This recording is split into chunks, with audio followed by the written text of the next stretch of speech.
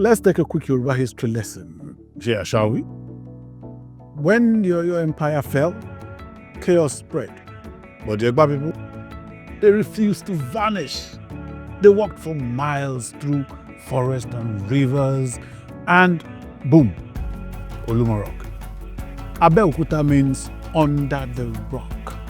A fortress, a home, a symbol of resistance. Here, the Egbas built a whole new world.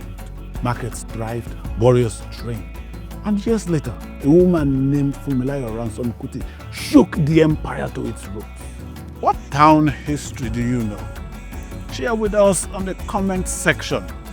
And for more educational and cultural contents like this, follow us on Ile Iyan by